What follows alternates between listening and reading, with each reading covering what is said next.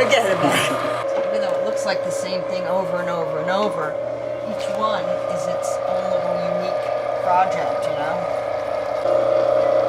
Because I have to make so many, I don't worry that it is exactly the size of that measure, but it's more of a guide. If I need it to be bigger, I can take more clay. If I took too much clay, I can take less clay. So I'm measuring the clay in my hands, measuring the base,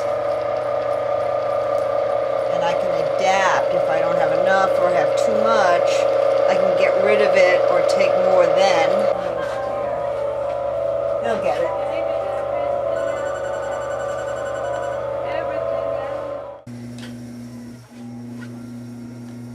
I tell people I use the Japanese production techniques, and about a year ago we started talking about making a video. I realized people just probably don't know what Japanese production techniques are.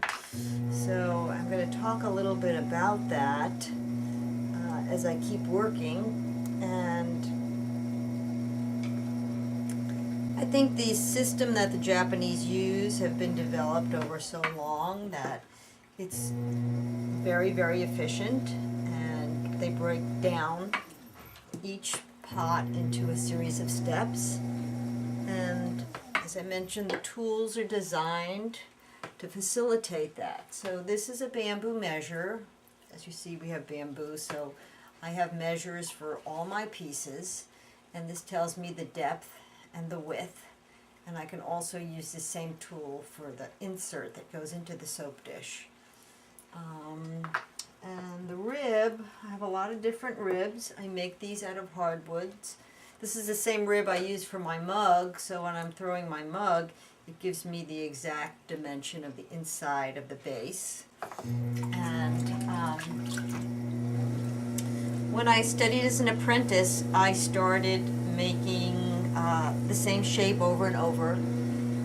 I didn't keep any of the pieces until I could get to where I could make 150 of the same piece in a morning's work. So we were encouraged to become efficient and encouraged to really learn the shape.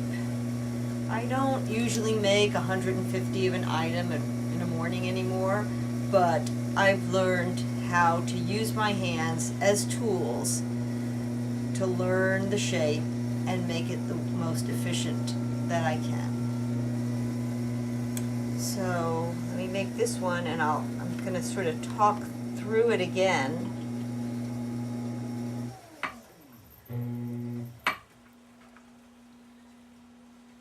So this tells me I've got enough width. I'm not quite deep enough, but for these I don't worry about them, as I said earlier.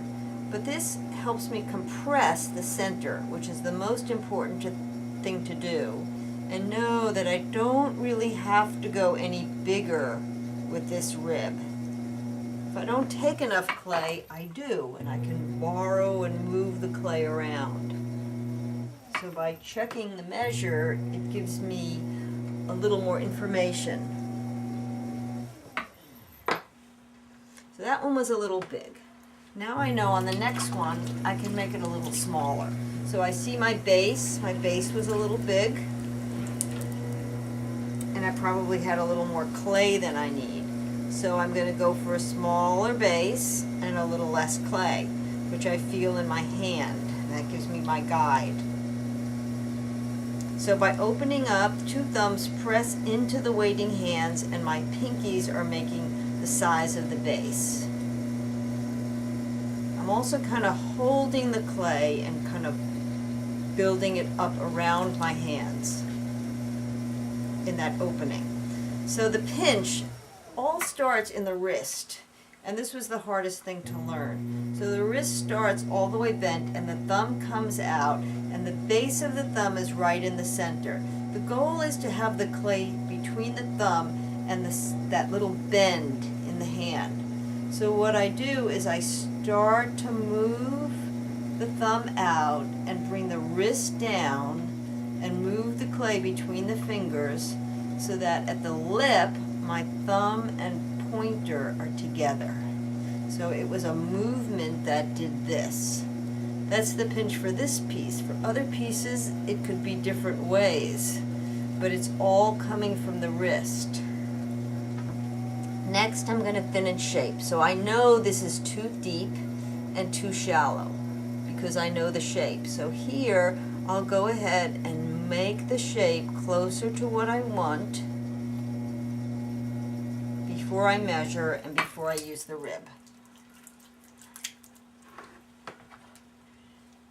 So this tells me I'm just a little small and a little shallow, which is perfect because I really want it smaller than my measure, so when I make the insert it fits nicely in there.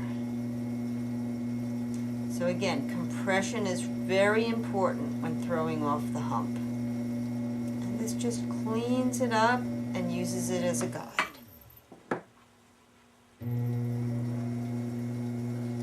Taking the chamois, cleaning it up.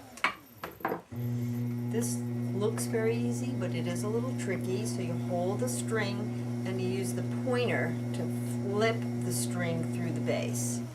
So I hold it where I want it, let go of the tail, flip it through.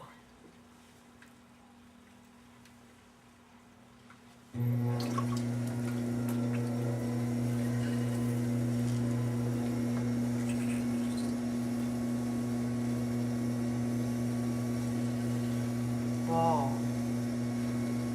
Open. Pinch.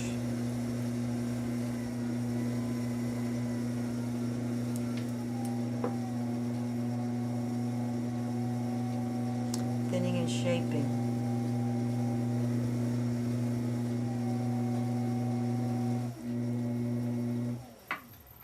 Measure. And rip.